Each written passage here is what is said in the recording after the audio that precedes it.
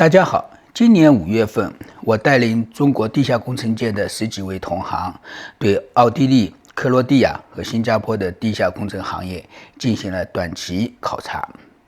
我们的最后一站是新加坡。新加坡是世界上人口密度最高的主权国家之一，在主权国家中排名第2，仅次于孟加拉国。但每个去过新加坡的国人都有这样的感觉：新加坡并不拥挤啊。这是什么原因呢？让我们通过对新加坡管理大学的考察，找到其中的奥秘。我现在来到的地方是新加坡管理大学。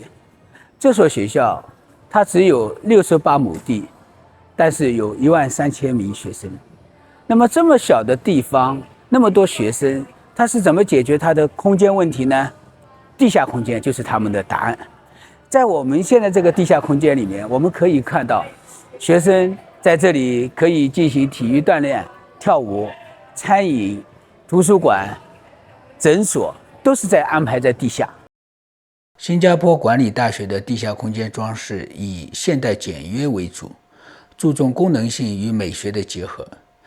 地下区域的设计非常注重环境的舒适性与现代感，配有大面积的玻璃窗和通透的通道，确保即便在地下，依旧能感受到自然光的照射，创造出明亮通透的感觉。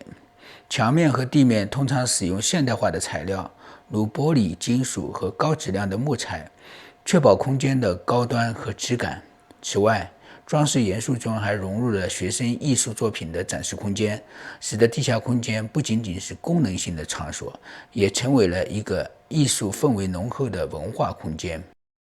我们现在来到的是新加坡 Steven 站。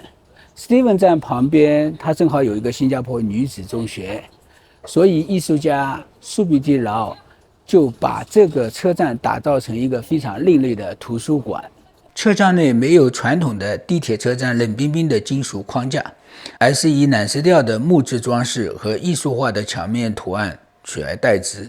该站的设计利用了许多创意的空间布局，部分区域的墙面装饰呈现出浮雕式的图案，象征着新加坡的文化和历史。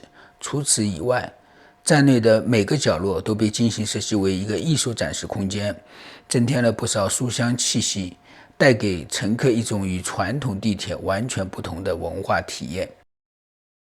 这里是 Promenade 车站，它是2010年的时候新加坡地铁最深的车站。这个车站是由隧道股份作为总承包商独自建造的，它其实是在已建的地铁车站的下面再建一个车站。作为新加坡最深的地铁车站， Promenade 车站的设计风格独具一格，其装饰着重体现现代感与深层的空间感。车站内的墙面装饰大多采用了光滑的金属面板和大面积的玻璃元素，这不仅营造出一种未来感，同时也反射了车站内的灯光，使得整个空间显得更加通透。特别是车站的通道部分，设计上采用了许多曲线性的结构，使空间看起来更具流动感。站内的灯光设计也非常考究，采用了柔和的灯光与冷色调的照明，使得车站既现代又具艺术感。乘客走在其中，仿佛进入了一个未来城市的地标。现在我们来到了 Stadium MRT Station， 它的代号是 CC6。其实代号是个很方便的一个表达，它节省了这个乘客的换乘时间。我们这个车站的有一个明显的一个体育的特征，所以它给人留下了一种炫酷感。车站内部装饰融合了许多运动元素，包括墙面上展示的运动员雕像和动感的装置艺术。这些雕像和装置展示了体育精神，传达了新加坡对体育的热爱。站内还有多个大型的 LED 展示屏，播放着体育赛事的精彩片段和体育新闻。为了增加运动氛围，车站的地面也采用了具有运动感的图案装饰，仿佛是跑道一样的设计。此外，车站的内部空间也强调开放感，宽敞的大厅与自然光的结合，使得空间更加明亮和宜人。Raffles Place 车站是新加坡地铁系统中最为繁忙的交通枢纽之一，它位于市中心的商业核心区域。作为新加坡的金融中心， Raffles Place 车站的内部装饰充分体现了现代都市的精致与高效。站内的设计融合了优雅与实用性，采用了大量的现代化材料，如光滑的金属、不锈钢和玻璃，创造出简洁而明亮的空间感。除了现代化的建筑元素， Raffles Place 车站的内部装饰还融入了新加坡本地文化的元素，特别是在车站的公共艺术展示中，游客可以看到反映新加坡历史和文化的艺术装置和雕塑。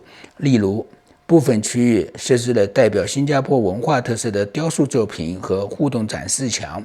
这些艺术装置不仅美化了车站，也让乘客在日常通勤中感受到浓厚的文化氛围。大家也许会关心我在新加坡住哪里。